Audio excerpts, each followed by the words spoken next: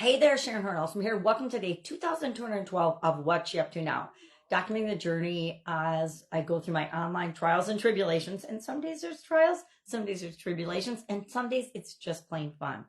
So today I'm obviously not home, I'm traveling, and that leaves me a little discombobulated. If you can imagine that, when you don't have your stuff where it usually is, it makes things a little more challenging and difficult to do. So today we're talking about conflict resolution in relationships for Let's Grow Annual Challenge. This year we're doing one thing every day to grow, and we're focusing on relationships this month. And so we're talking about, we ran through our SOAP framework. We're talking about different topics that have things to do with relationships. And I think conflict and conflict resolution, just like change, is inevitable in our relationships. So how are we going to deal with it? We talked about that in today's challenge. And our action item is just to notice as you go about your day, because I can pretty much guarantee that you're going to have some kind of conflict every day of your life, right? And how we deal with it and how we resolve it and the tools and the skills that we use are important. And we want to be growing and improving in that as a skill and an ability all the time. Just like our topic for Supersize Your Business today, lean business practices. Lean manufacturing is where I grew up in the world of lean. And it's basically documenting our processes, understanding and mapping out our stream, our value stream, which means our entire customer experience.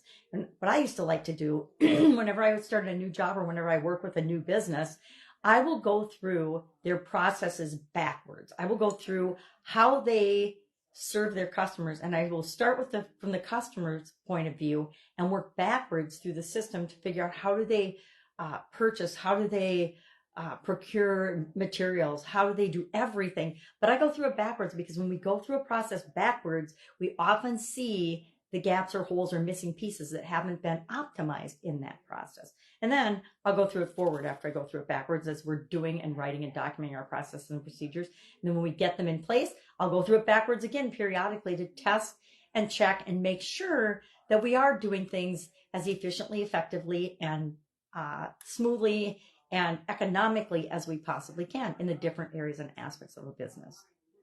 So one of my favorite topics is, of course, lean, because I firmly believe that there is always a faster, easier way to do absolutely anything and everything that we do.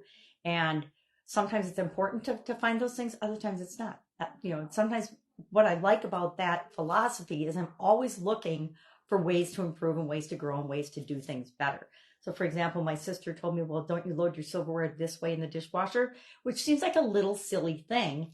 But I started doing it, and she's absolutely right. It saves me probably a couple of minutes a day. Well, a couple of minutes a day every day, or maybe several times a day, depending on how many times you run the dishwasher or load it, can be a positive advantage to us. It can give us that couple minutes to just meditate and breathe and be calm, or whatever it is that we need.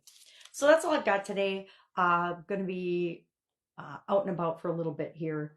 Helping with some family things. If I can help you in any way, just hit me up and ask. Otherwise, have an amazing day, and I will, of course, be with you tomorrow just to let you know what's up. All right, have a great day.